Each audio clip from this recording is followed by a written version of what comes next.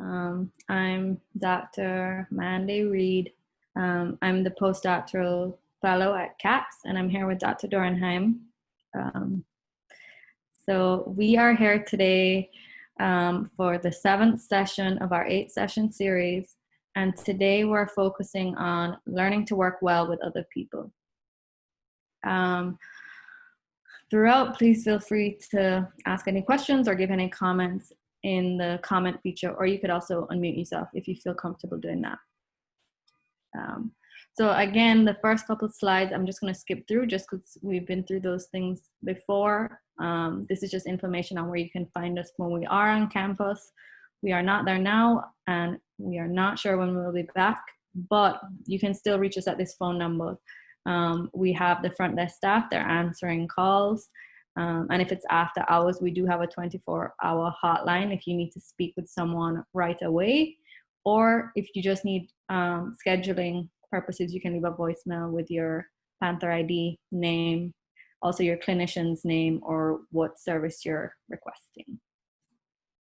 So I'm just going to skip through some of these things. These are all on our website, and we've also talked about these in prior sessions. So just for the sake of time, I'm going to skip through. Okay, so working with other people. So we'll start on something that we call soft skills. Sorry for the formatting issues, not sure what happened, but we can still read it. So soft skills are personal attributes needed to be successful in a job. So when we're thinking about soft skills, we're not thinking about, they're less objective, less black and white, but more so, dependent, they ebb and flow, and they can be dependent on both external factors or internal factors. So like emotions, the context that we're in, or the circumstances in which, situations arise, and also the people that we interact with, right? So like,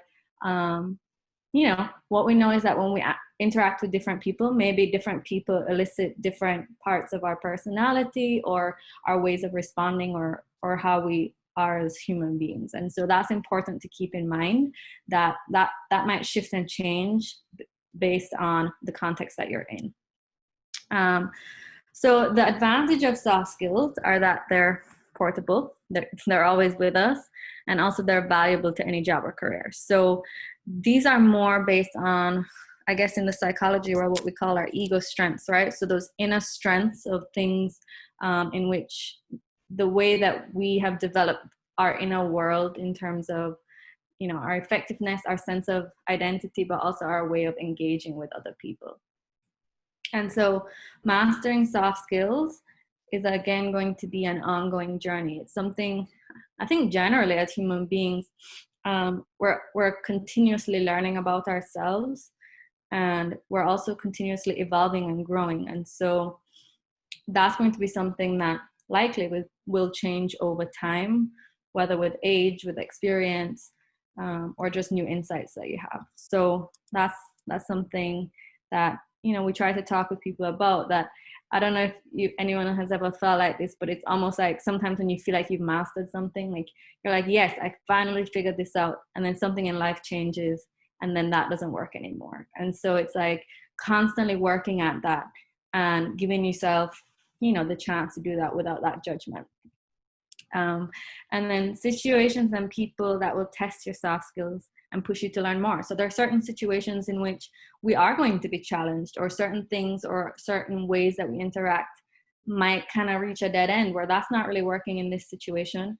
And it forces us to have to open up to new things, or look into ourselves and say, wait, this used to work for me. It's not working right now. What can I do differently? And what can I gain to really help me move forward?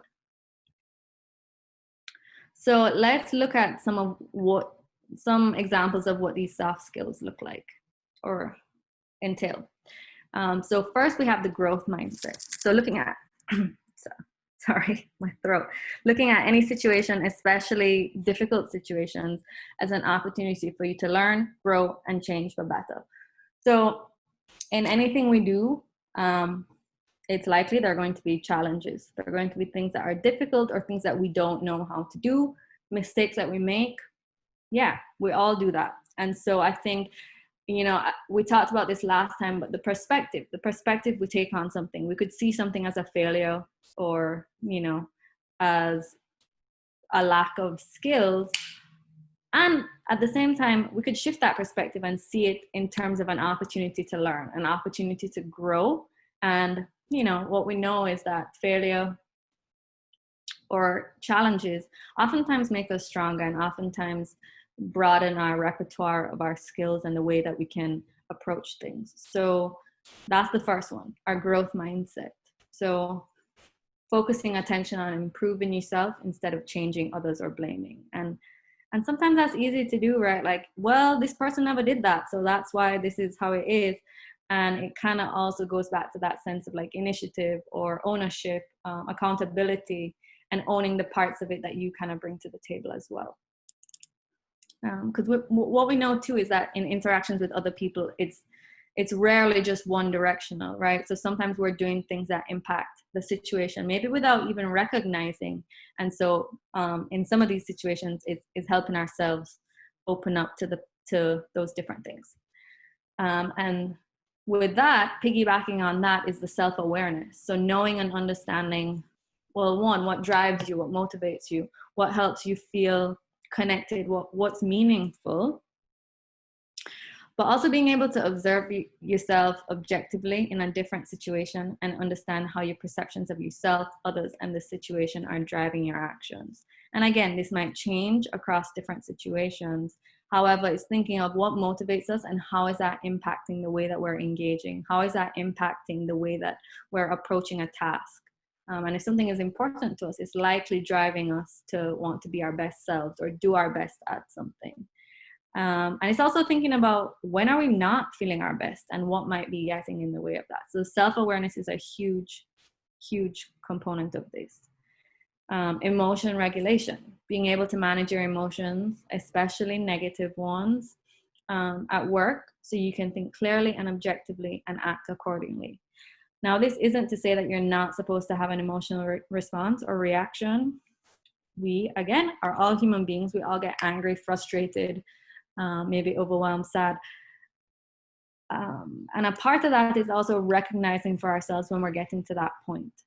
I think, every emotion is on a spectrum. We can experience them at different intensities, different durations, all that.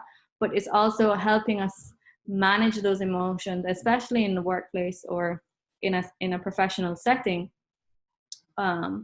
in which we can like optimize those inner strengths or those skills that we have in a way to one, gain more information on the situation, but then being able to work through it with someone else. So emotion regulation is also very important, not just for our relationships, but also for ourselves and how we can manage, stresses and difficult times, which we're likely going to experience in any endeavor. Self-confidence, so believing in yourself and your ability to accomplish and reach your goals. And this goes back to our goal setting. We want to be realistic in how we're setting our goals, and also believing that, if you don't believe that you're going to do it, you can have a supervisor or someone who believes in you, but also there has to be that leverage on your end of saying like, look, I can do this. Again, it's that idea of perspective that can drive the way that you're engaging with something. And so self-confidence, I think, and I think that's something that generally we all work on, and especially if you're newer in a field, or if you have your own internal difficulties or history of those kinds of difficulties, those things can come up in different ways or be triggered by different situations. So it's really just honing into that part of the things that you do feel proud about, the things that you do feel confident in, and using that to help you step forward. Perceptiveness, so giving attention to unspoken cues and developing cognitive or emotional empathy for other people's situation and perspective. So this is really just like a fancy way of saying, like, sometimes you can kind of just have a sense or a feeling that someone is experiencing something, or something is happening in an interaction that's not being said.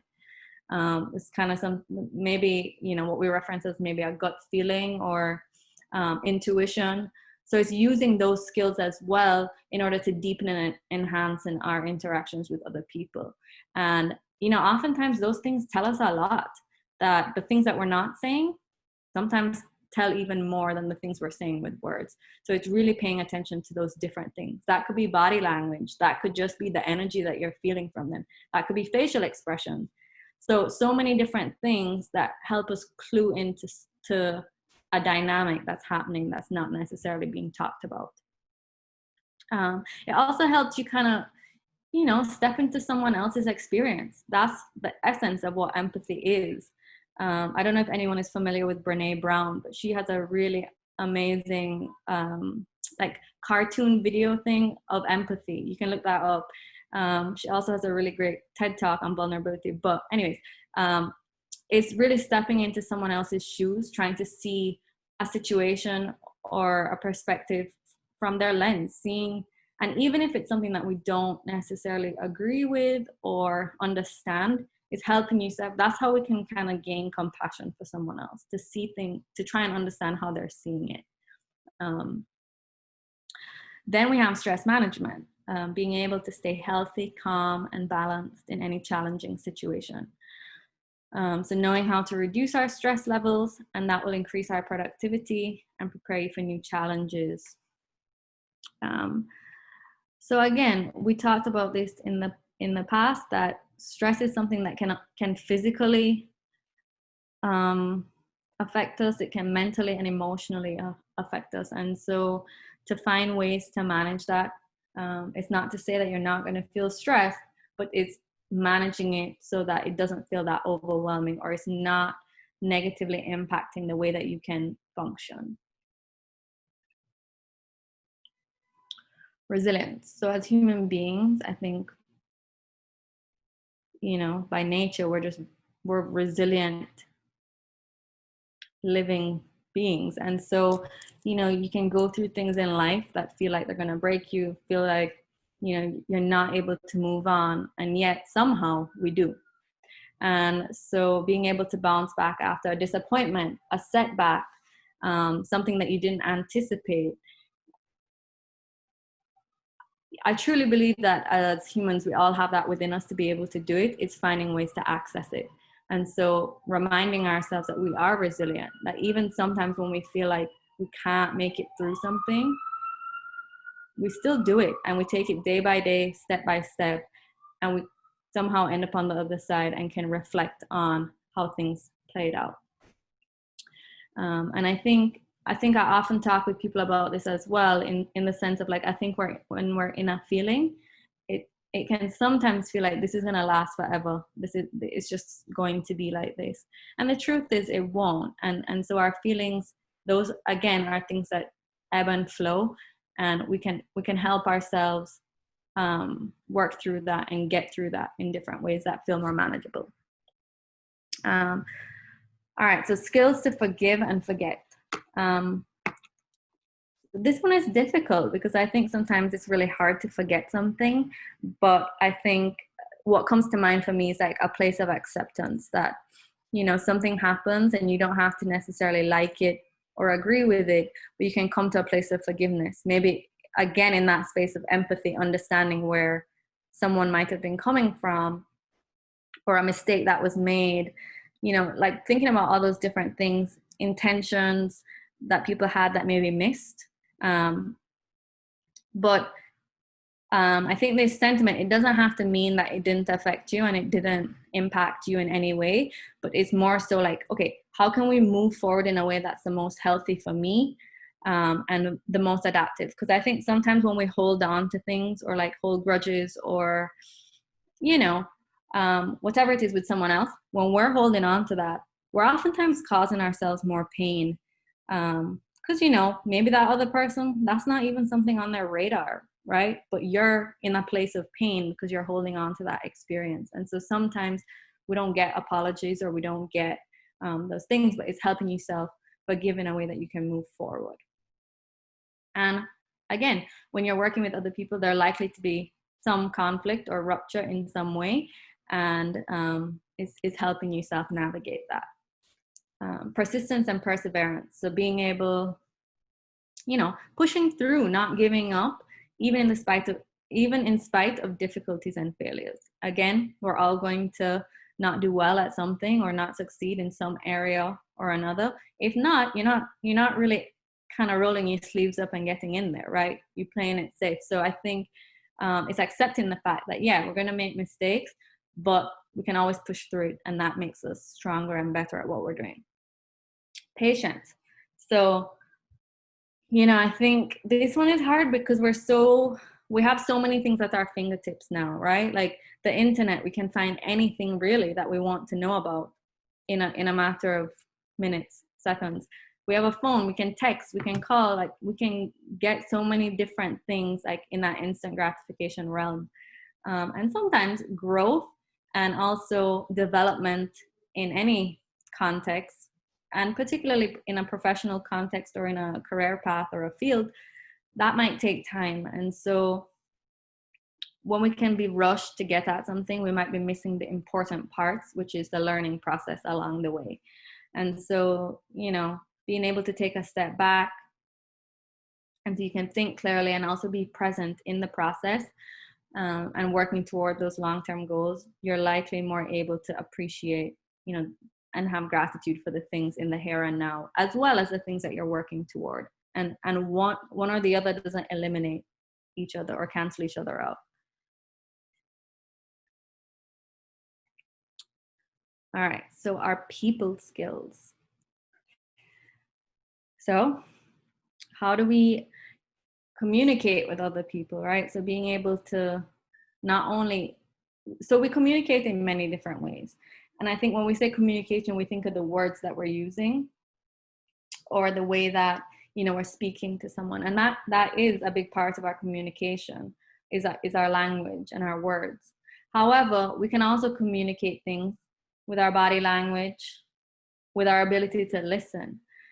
Have you ever been talking with someone and you're talking, but they're kind of coming back at you with, you feel like they're not really hearing anything you're saying? That's a missing communication, right? So listening is a big part of communication. And sometimes listening is really hard when you're passionate about something or you have a certain stance. It's really hard to hear someone else who is thinking differently. And so to actively listen to others and then be able to articulate our ideas, whether that's writing or verbally, that's going to be really important. Sometimes I hear like, oh, well, this person should just know that. Like, they know me as a person. They should know that this is how I'm thinking about it. But the truth is, we can't read minds. And even your therapist or even nobody can read minds. And so communication is our tool, and it's a strength that we have and something that we can still always work on. Teamwork skills. So being able to work effectively with anyone with different skill sets, personalities, work styles, or motivation levels to achieve a better team result.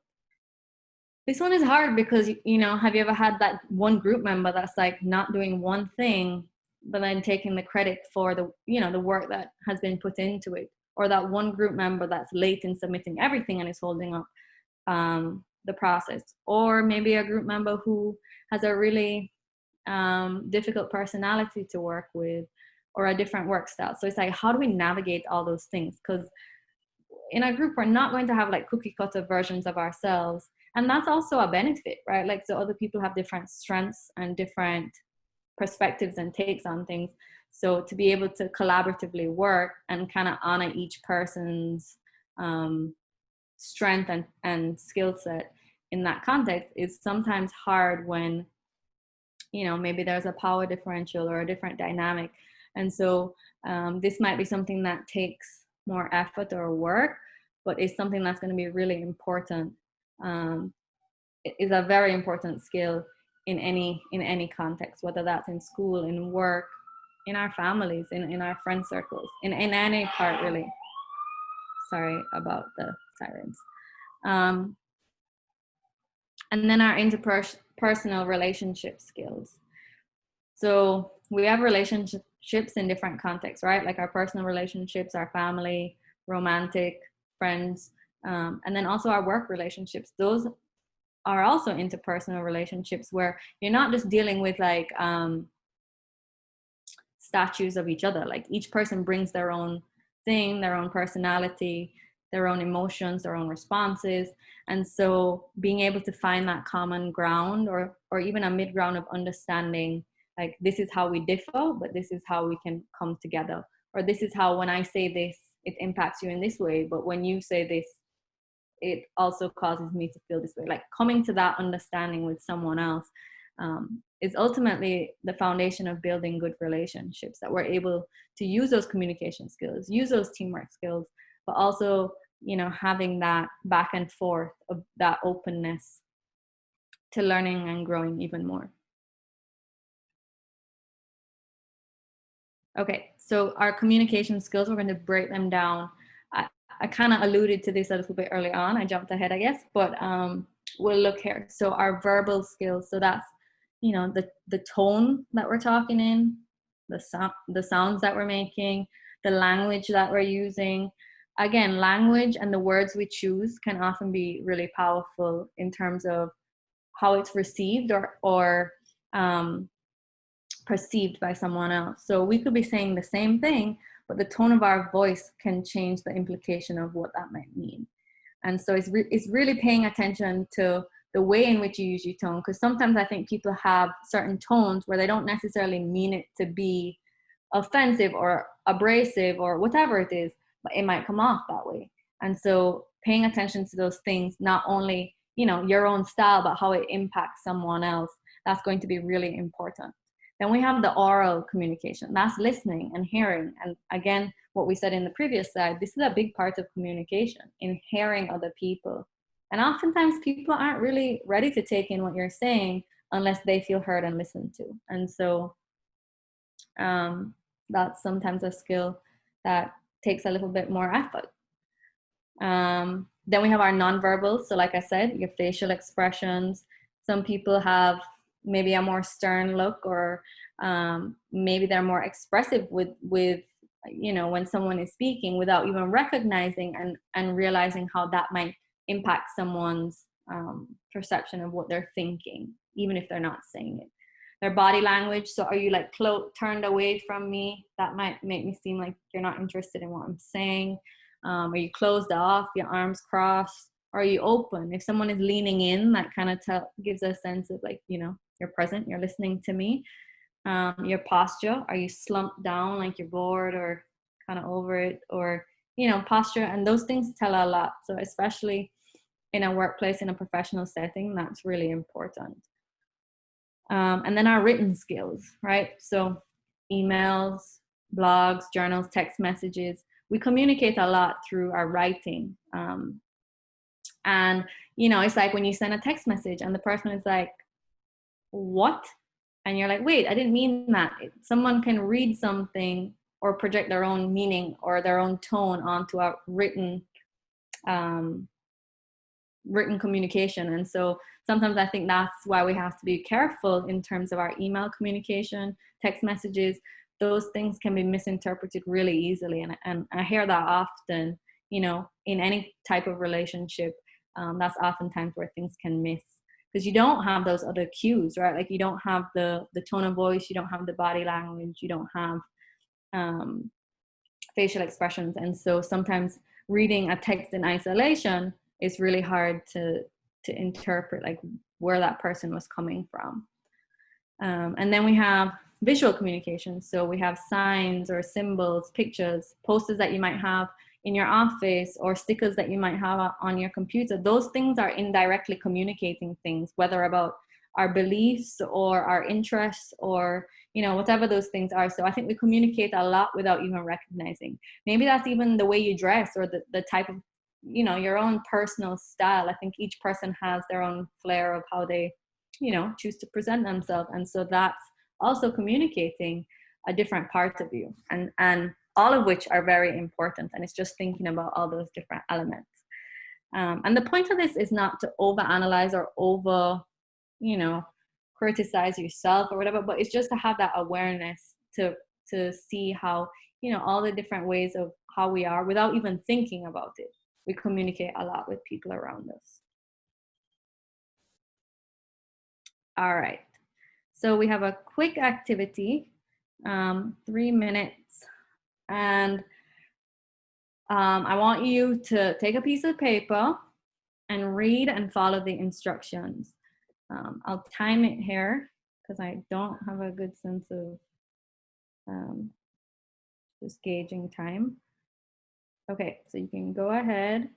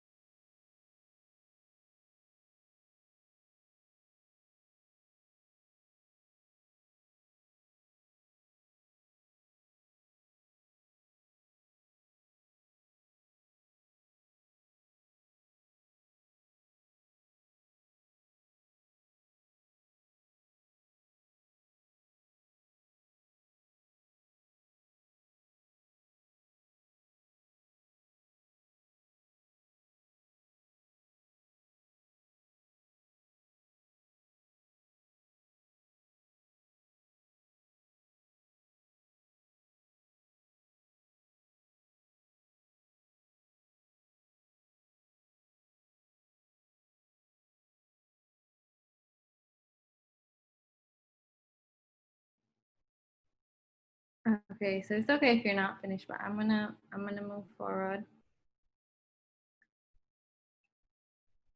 Okay, Dr. Dornheim, were you doing it? Okay, so if anyone feels comfortable sharing their page, can you see Dr. Dornheim's page?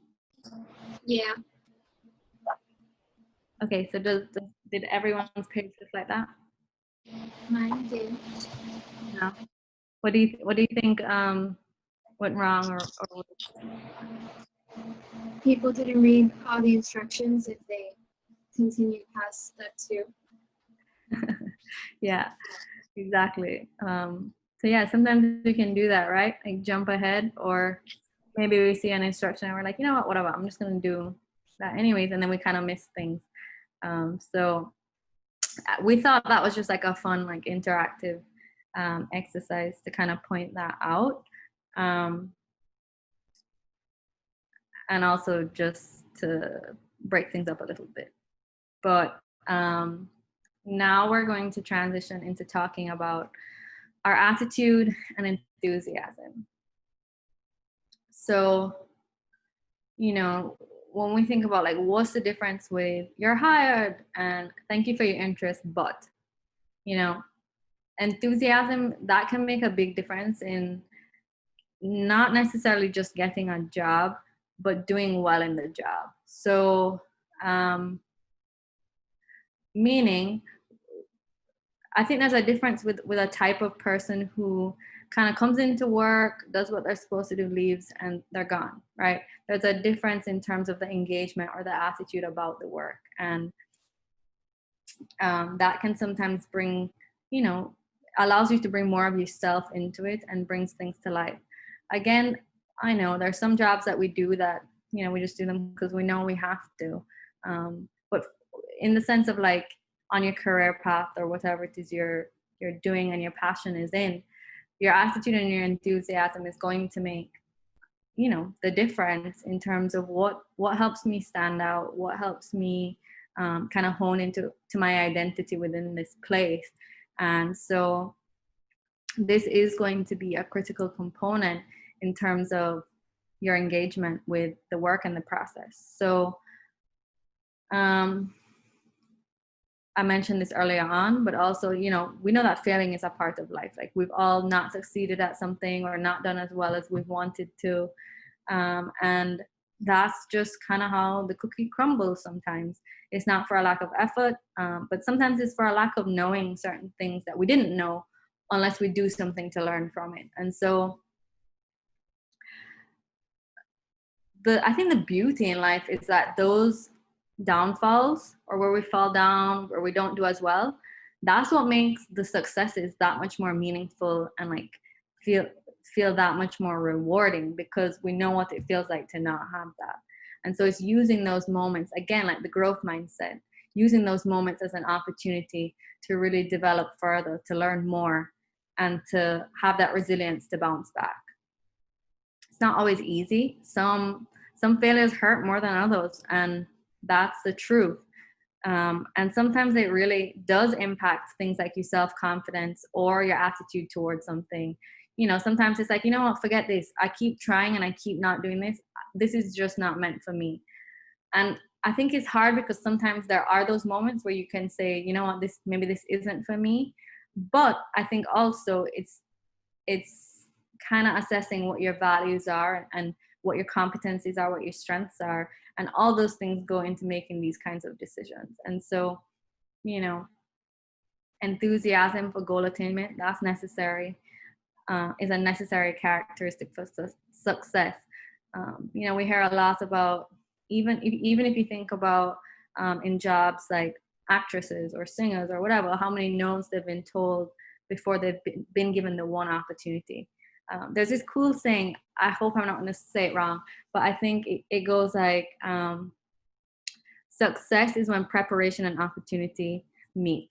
And so like, you know, sometimes those things just aren't aligned and we're not in a place for that success to happen. And so we keep working at something if it means that much to us and if it's something that we really want, and it makes it that much more meaningful. So that our attitude, our enthusiasm, the way we're thinking about something and how much we're wanting it are big factors in terms of, you know, our motivation toward that success. All right, so here's another exercise. We have the answers at the end. It's okay if you really don't know. I didn't know some of these. I wouldn't have known off the top of my head.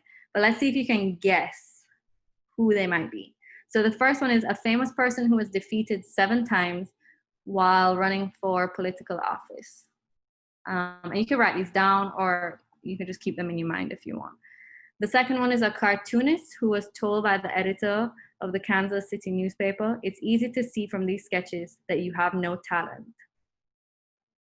Number 3, an author whose first children's book was rejected by 23 different publishers. Number 4, a famous singer who was fired after his first performance at the Grand Ole Opry. And then number 5, a famous actress who dropped out of high school and held a variety of odd jobs, including doing the hair and makeup for corpses before finally succeeding in show business. All right, I won't bother to read these out. I know you guys can read, but just take your best guess, or if you don't know, that's fine too.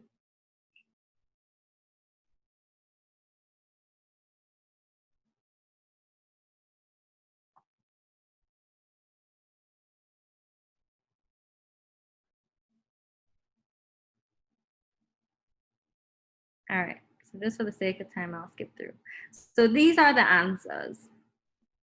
The point that we're really trying to make is that I think we often see people at the height of their success while they're succeeding, while they're doing well, while they've made it. But what we don't see sometimes is the behind the scenes of all the different steps of failure or missed opportunities that these people experience before they get to that level. And so we can see all these names. These are like legendary names, but they've also had their fair share of no's or failures. And so our hope is that this kind of helps shift the lens for us in terms of when we think about ourselves. I think we know ourselves the best. And so it's easy for us to criticize all the different parts of ourselves that we already know about that we're not necessarily seeing in other people. And so that's, I think, a big game changer in terms of just owning that, yeah, you've had these experiences and yeah, they've opened you up to thinking in different ways, and also recognizing that maybe this person is not seeing me for what I know I bring, because you know yourself the best, right? And so I think sometimes we can use those external voices to determine what it is we think we can do, even if internally we feel like we can. And so it's really empowering yourself to say, like, look, I know myself the best, and this wasn't the right opportunity or situation. And maybe it's also saying I can grow, I can learn from it. And so that's our hope in just doing this exercise. Okay.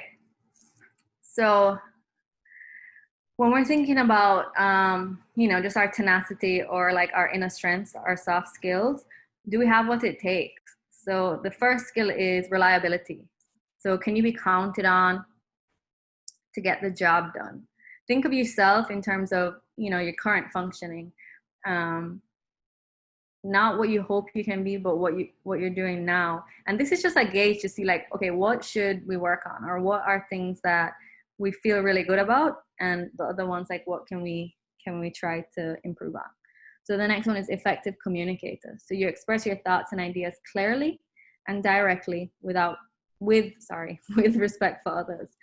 And as I'm reading this one, I'm thinking too, like, sometimes we can be really great communicators, like in our workplace or in our professional lives, but in our personal lives, that might be more difficult to communicate, where maybe there's more emotional components in the personal life or in the workplace, whatever it is, like noticing where those things might be different, because they might be, and you might feel like, yeah, I'm really great at this one thing, but maybe when it comes to certain types of conversations, I'm not as good at expressing my ideas.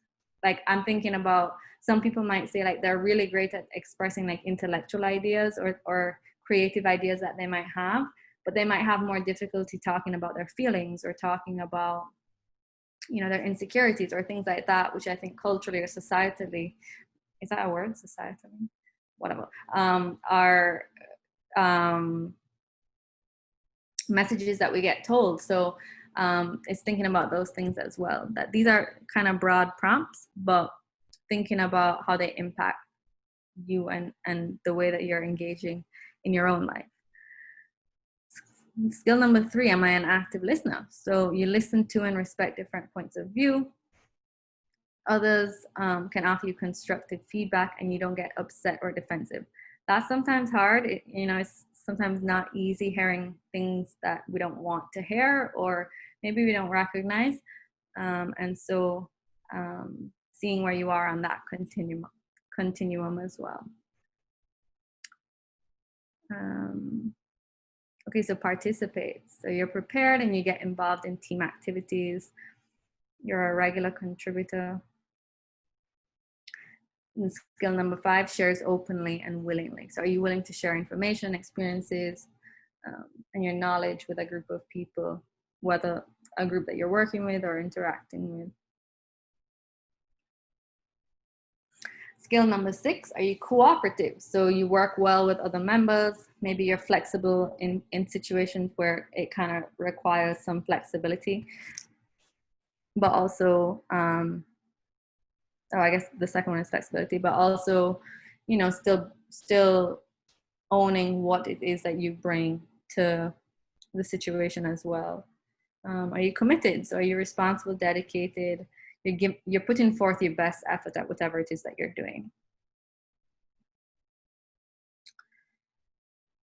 Are you a problem solver? So can you help think of not just on the issue at hand, but thinking of like, how can we work on this? What are some solutions as to how we can move forward?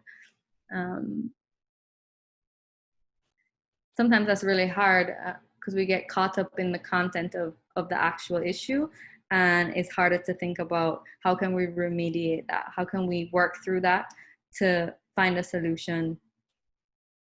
And again, this comes to kind of that like accountability or ownership of like not pointing fingers at other people, but taking, looking into yourself, being reflective into yourself and saying like, this is how I'm approaching it.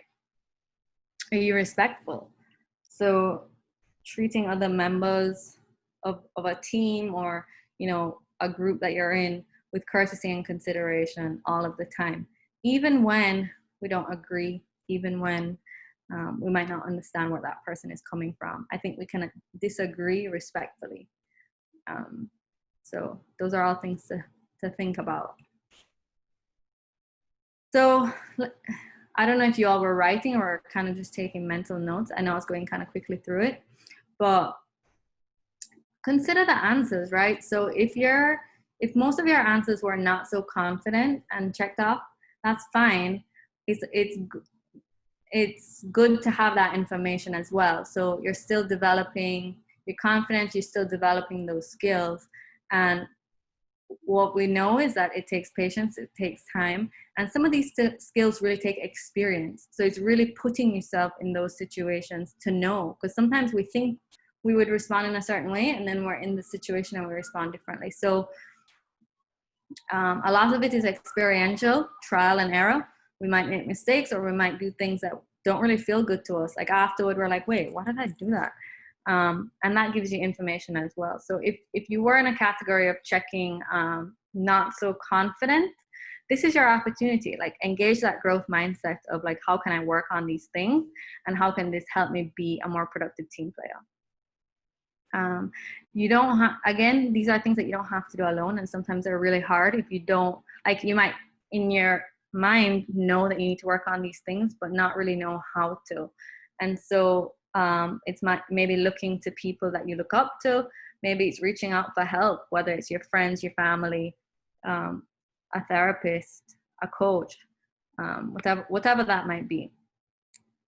And then if you mostly had sort of confident checked off, maybe you are confident in certain skills, or maybe you feel like you've just been attaining that and you're not at your best yet, but there are things that you're developing and working on. And so feedback is always a great source of gaining information from other people, maybe things that we're not necessarily thinking about. So having a close friend or a family member, help you work on those areas or help point out things that you're working on, to point out both the positive and the things that maybe you need more work on. So it's still using that confidence and just taking it the step further to get more information on it. And then if you're a person who checked really confident, that's great to hear that you feel really good about those skills and that you feel like you're able to be a good team player, you're able to kind of navigate those different elements of it. And I think even still, there are always things that we kind of want to be thinking about. Even when we have them down or we feel like we do, that might change based on the type of group you're in, the type of person. And so I think there are constantly things that we can always be thinking about. All right, so now let's transition into networking a bit. So sometimes it's not always about what you know or what you've done, but it's also about who you know and the ways that you can connect with other people, whether in similar fields, connected fields. And so if we look at the research, so according to Cornell University's Career Center, 80% of available jobs are not advertised. So we learn that through the people that we network with, the people that we make professional connections with. And these jobs are often referred to as a hidden job market. And that can be frustrating for someone who doesn't know these things and they're trying to find jobs just in the traditional way. You might be running into a lot of dead ends and not finding things. And so it's important to know the power of networking, especially now on more, you know, internet related connections or, you know, social media. There are different types of networking, and it's really allowing yourself to use that as a tool, use that as a resource. However, it also can be to our detriment, right? So I'm sure when you all were applying to college, it's also being mindful of your own social media accounts and the way that you present yourself to the world. Who has access to what you're posting, and also what are you posting? So being careful to having your things on private, especially in the nature of whatever work you're doing. Having your accounts on private, but also not posting anything that you wouldn't feel proud about other people seeing. You also want to, um, keep in mind that this might be seen by someone else. And, you know, a lot of times when you're being accepted into maybe not so much undergrad, but a lot of times in graduate programs for jobs, they really are looking at these things. They might not tell you that they are, but they are looking at these things. And if you think about it, the way you present yourself is an extension of what you would be presenting as someone who's affiliated with that company or with that place. Dr. Dornheim has a comment. Nowadays, they blatantly ask you about your LinkedIn password, your Facebook password, and all the other social media sites you do. And believe me, it's very embarrassing when you won whatever a beer drinking contest you ever participated in, okay? And you have to defend that 20 years later. Right. And that's the thing, right? I think we all know this. When things get out on the internet, we can't retract them. So it's really being mindful of just how you're putting yourself out there, how you present yourself. And it's not saying not to be yourself, right? But it's also keeping those things in mind of we have, you know, trails of what we put out there. And so it's really being mindful of that as well. All right. So I think this one is difficult, right? Text or email. And I think my answer is it depends.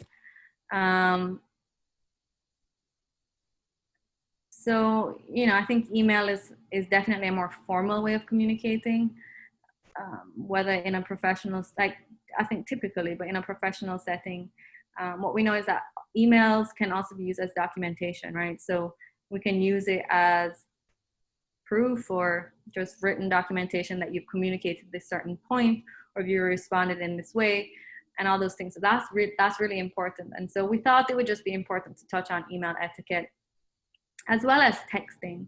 I think it also depends on the nature of the relationship that you have with the people that you work with. I know for sure I text a bunch of my supervisors because that's kind of been opened up as a way of communicating, because maybe it's easier to access that way, or it's a quicker way to respond. But I think it depends on the nature of what you're communicating about. Certain things you do want documented by email. And it's also thinking about the way that you say things as well. There are professional ways to communicate with words and via email, and it's really not using any slang, any abbreviations.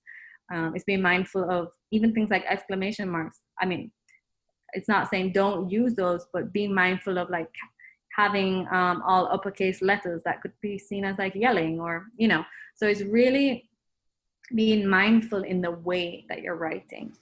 So this is obviously an exaggerated version, but we see here, you know, sometimes when people text, they might use abbreviations or shortenings of things.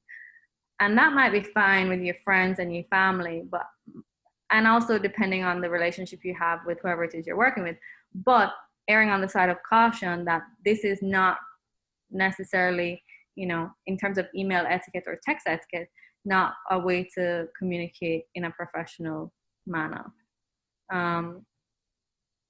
So again, this might seem very trivial and very basic in terms of our skills, but just important things we think are to reiterate these things is that in a subject line, we want to include a subject line in our email that brings attention and kind of gives a synopsis of what this email entails. It helps the reader.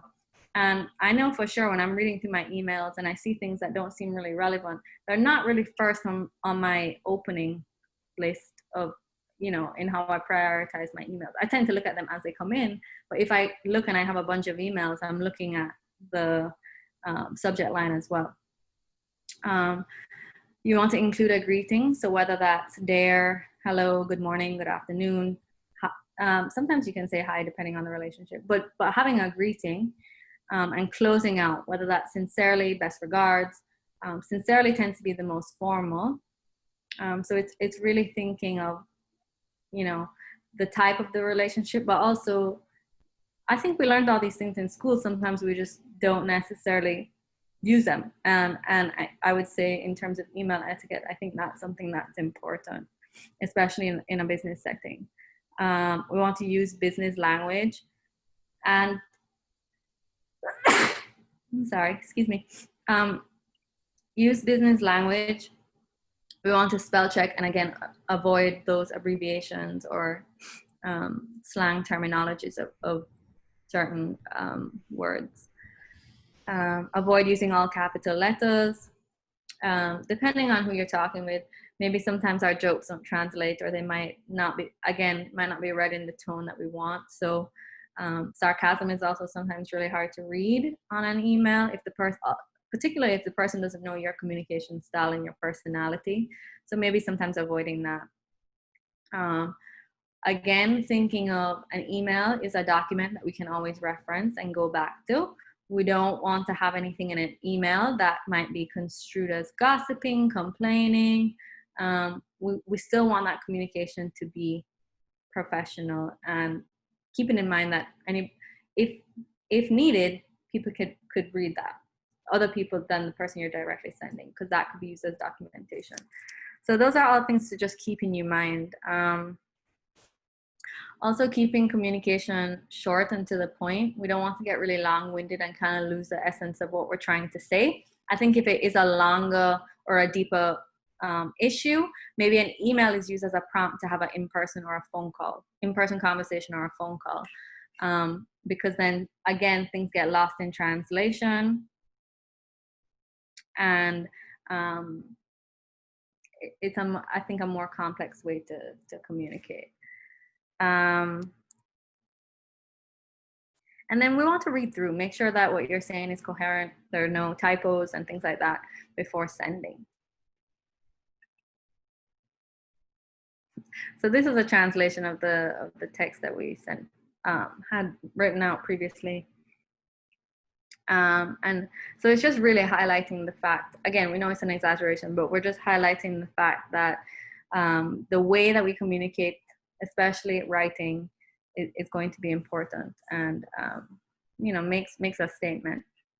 It also is not only a reflection of just the way you're communicating, but you and the way that you carry yourself, the way that you think about yourself, and the way that you respect what you're doing. So it's not to say that if you type an abbreviation, you don't respect it, but it's also taking the responsibility of the role that you're now in and taking on those different expectations and also just, responsibilities that you typically would have. So again, these are things you probably already know, but are important things to just revisit and keep fresh in your mind. So that brings us really directly to the topic of professionalism. And when we think of the word professionalism, I think it entails a lot of different elements, right? So it entails our level of responsibility, our team-oriented nature, our general demeanor, our communication skills, our interpersonal skills, our ability to problem solve or work through difficult or stressful situations. Also, a big element is being ethical. I think we spoke about this in our previous session, in that when we think of ethics, they're within certain realms, right? So legally, there are certain ethics. Within your profession, there are certain ethics. And also within the company, there are certain procedures and policies that you're also following as well. So you're thinking about a lot of different levels of regulation that you're working within. So when you wrap all these things up, or when you think about them kind of collectively or collaboratively, that's in essence what we're thinking about when we talk about professionalism. It's all these different elements. And so we'll give you some quick tips on how to work on these different things. Again, they might be things you know already, and that's great if you do. So let's see. So these are just prompts to kind of get you thinking about how you're doing at some of these skills, but getting to work on time, so that timeliness. I rarely miss work, so not calling out of work often, or we all need sick days, days off, vacation, all that, but that's not necessarily what this is getting at. It's more so like, are you frequently just skipping work, missing out? You give your best, you work as hard as you can, pay close attention to work, so paying attention to detail. I do my work as I'm told. I'm unable to do something or have questions, I ask my supervisor or coworkers. So do you have that initiative? Do you have that problem solving nature where you can try and work through something without always needing to have that direct guidance? Am I friendly? So your demeanor, like how you interact with people, you know, if you're kind of like the Grinch all the time, no one really wants to engage with you, or might feel like you're not approachable. So that's something that's really important. And again, depending on the nature of your job, might be more important than other things. Try to solve problems that come up. Follow safety and company rules. I use materials and equipment properly, and I behave professionally.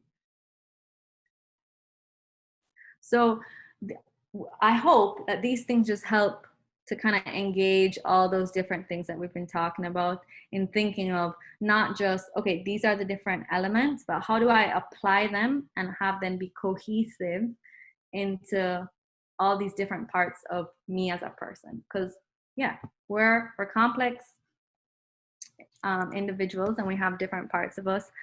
And it's also knowing that within a workplace, those different elements of us bring different things and are perceived in different ways. So it's thinking individually on all these things, but also collectively, like how do those, what kind of package am I coming in terms of like, how do I present myself? How do I engage? How can I work on some of the way that I'm interacting with other people as well? So I hope this was helpful. Again, we're really open to comments, feedback, things you would want to know more about, questions that you might have, and you could send those in, or you could just ask them on, if you feel comfortable unmuting.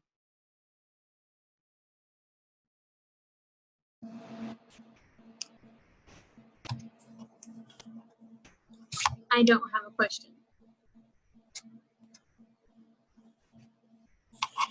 No problem.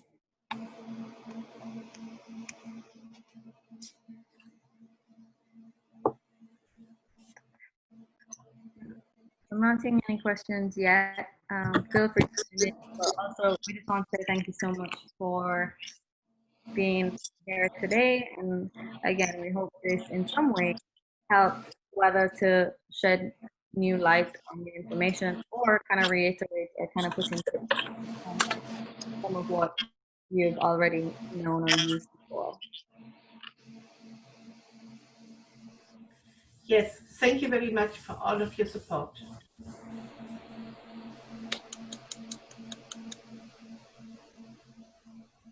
All right, well, thank you all. You know where to find us if you have any follow-up questions. And we hope to see you at our other upcoming, we have one more session of this, and then we have other upcoming workshops in the next coming week.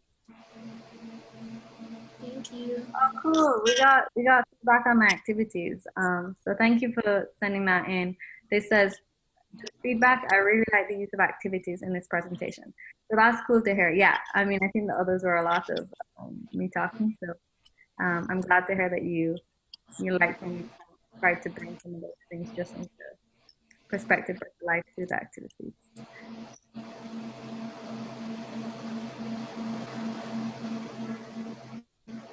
All right, awesome. Well, I hope you all have a great rest of the day, rest of the week, and I hope to see you soon. Thank you. Likewise. Bye. Bye.